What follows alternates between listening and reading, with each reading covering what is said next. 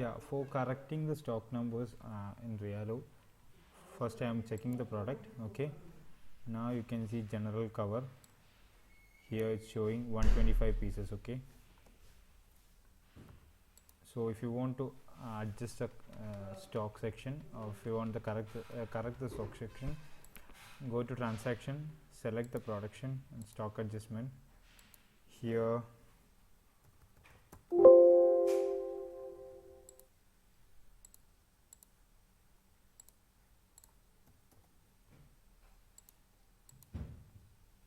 you can see 125 pieces is there for general cover. So I am selecting this product. So I want to reduce the 5 quantity from the system. So just select decreases, then press enter. What is the narration? Stock differences and physical. Okay, then saving it. Saved. Close again, select the product, then refresh it.